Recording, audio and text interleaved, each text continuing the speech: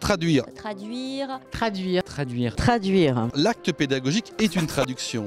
C'est une traduction entre un discours et un auditoire.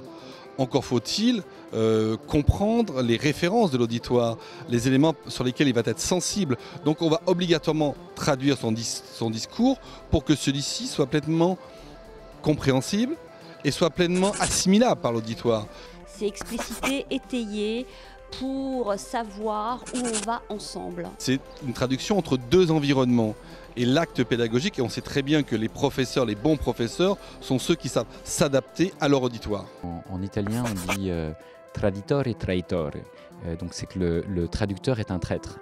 Et donc c'est compliqué parce qu'une traduction complètement fidèle, c'est jamais simple. Donc c'est à la fois vrai au niveau linguistique, mais si on veut traduire quelque chose qui vient d'un monde et l'importer dans un autre, il n'est pas du tout évident que ça fonctionne bien. Être en mesure de prendre en compte un contexte, sa culture pour transmettre.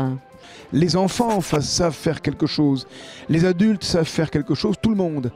Et en fait, le vécu de chacune et chacun de nous, le vécu des personnes, nous ancre progressivement les uns et les autres, les unes et les autres, dans des tas de choses qu'on sait faire.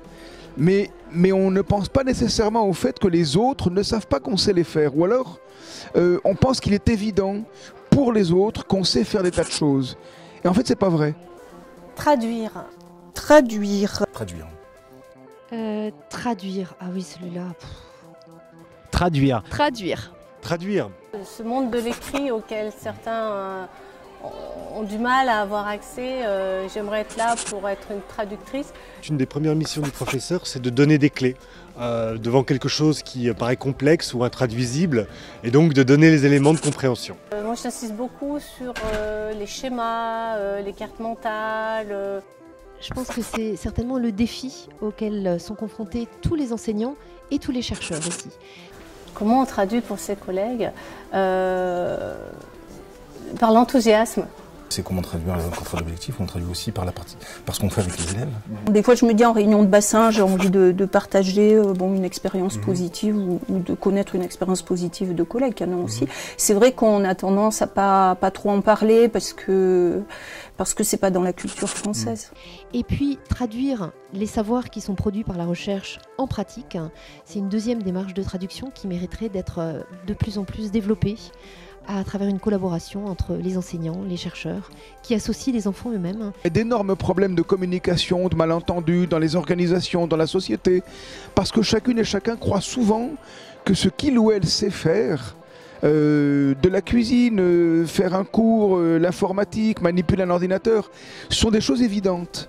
Et ce n'est pas vrai du tout. On le dit souvent, que les bons élèves, ce sont les élèves qui ont compris les implicites scolaires dans un système qui est très codifié. Et bien moi j'ai l'impression qu'on parlait d'apprentissage et d'exploration. On va peut-être faire converger ces deux premiers mots pour aller vers le traduire justement. Comment apporter une pédagogie qui est capable d'accessibiliser son langage. Donc 2 fois par an, on invite les parents des élèves à venir voir les productions, et ce sont les élèves tout seuls qui vont traduire justement en événement tout ce qu'ils ont travaillé, tout ce qu'ils ont appris, tout ce qu'ils ont produit. Ils organisent tout.